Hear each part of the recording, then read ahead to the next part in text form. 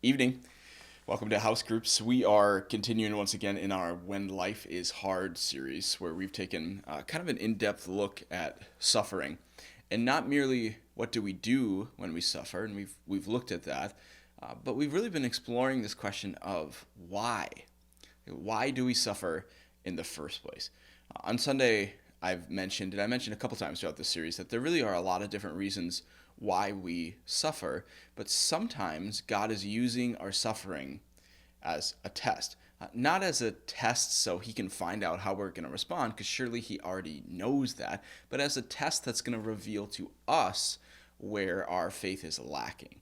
So God is using our difficulties like a refiner's fire. It's kind of like when gold is purified in the fire, what happens is the impurities, the things that are within the gold that aren't gold, when you put it in the fire, those impurities rise up to the top, so the goldsmith then can just skim away the impurities. Well, the same thing is actually happening when we suffer. God, in our suffering, is revealing to us where our faith has impurities. And if we look, the if is really key here, if we look and we press into God in that suffering, actually it is the pain of our suffering that reveals to us where our idols are and where our faith isn't pure.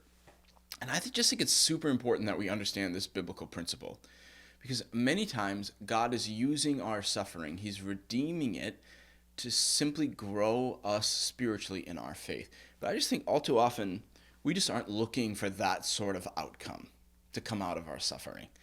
I think we're looking for something quite different to happen. I hear testimonies like this sometimes, and I'm not sure they're all that helpful. Sometimes they are, but sometimes somebody will say something like, "Oh, I just got terribly ill and I was in the hospital for weeks and it was the worst time of my life. But while I was in the hospital, I met this nurse who was also following Christ, and we fell in love and got married. And God used my suffering for good."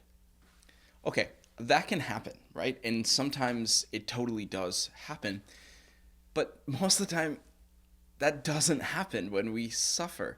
More often than not, God is allowing our suffering, he's allowing suffering into your life, not to give you another material or physical blessing. That's not the main purpose of it. But see, I think that too many American Christians are only looking for that sort of outcome when they suffer. They're saying, "Okay, God, this is just so awful, this season of my life.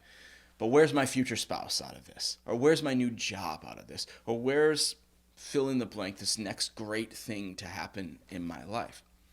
And I just want to say to you, listen, every time you lose your job, it's not because God has another better one planned for you. You might never have a better paying job in your life.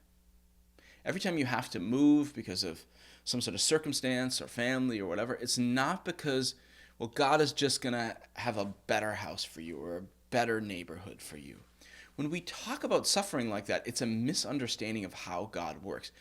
This is actually quite American of us, but thinking like that makes us the center of the universe, not God. It presupposes that God must always be working just like that so he can find a new and unique way to bless us.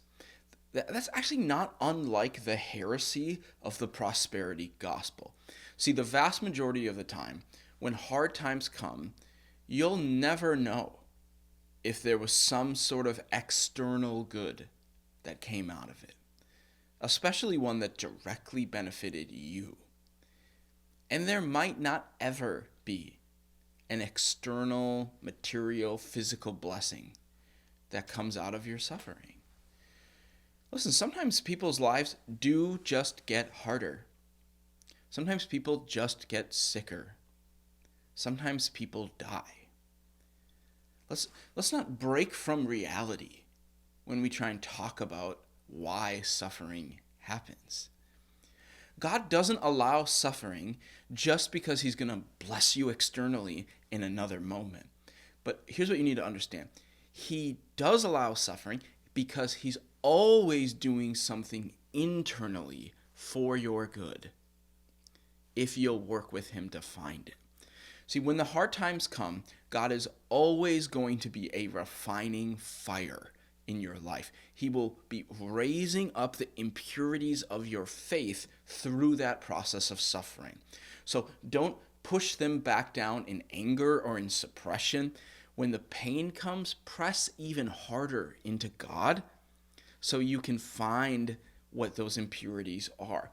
Listen, this is how people get really spiritually mature in their faith. They don't run in the hard times.